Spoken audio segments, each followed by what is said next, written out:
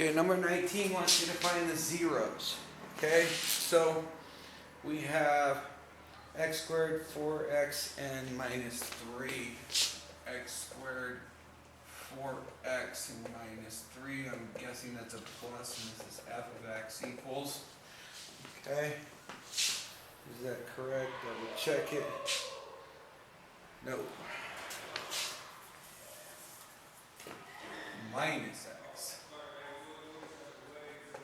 Okay, so again, we have to know what a quadratic equation is. Quadratic equation is the x squared, right? Second of all, I have ax squared plus bx plus c, right? That's what makes a quadratic equation, okay? Now, what we're going to do is the Pythagorean, no, not the Pythagorean theorem, sorry. We are going to do the quadratic formula, okay? Quadratic formula finds the zeros for x. Okay? So, it's going to tell us when x is, when y is 0, right? What is the x? So, when y is 0, not the zeros for x, actually, it's the zeros for y. Sorry about that. Sometimes there's multiple zeros, okay? So, in this case... Excuse this interruption. Last call for high school students. Get their pictures taken.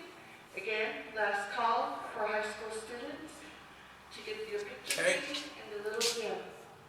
In this case, you have 2 zeros. In this case, you have 2 zeros. In this case, you have 1 0. In this case, you have 1 0. And in this case, you have no 0. And in this case, you have no 0. Okay? So when it doesn't cross the line, you don't have a zeros. So there's either going to be 2 x's, right? 1 x or no x. Okay? And so the quadratic formula equals negative b plus or minus the square root of b squared minus 4ac all over 2a. Whereas ax squared plus bx plus c is the quadratic. So, all we're doing is plugging it in, man. This is a, this is b, this is c. Okay?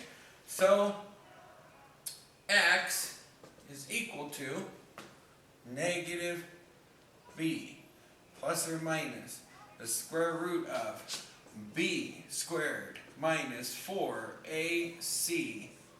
Okay? All over 2a.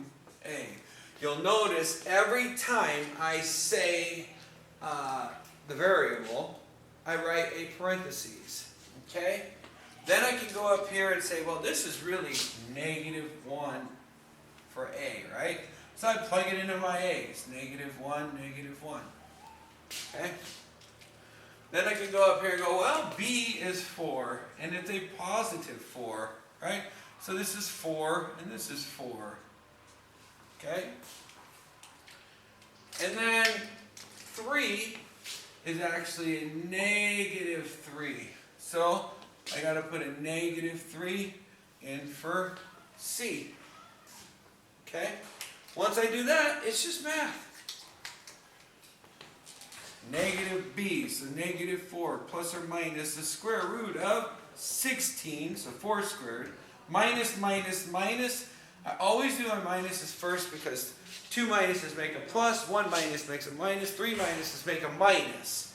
So, in this case, I have 3 minuses. It's going to be a minus. And then I do the 4 times 1 times 3, which is 12. Okay? Oops, sorry. It's going to be a minus. Then I do the 4 times 1 times 3, which is 12. All over 2 times negative 1, negative 2. Okay? Then I change my colors, because that's the first step. Okay, change your colors. Get used to changing colors. This is a color class.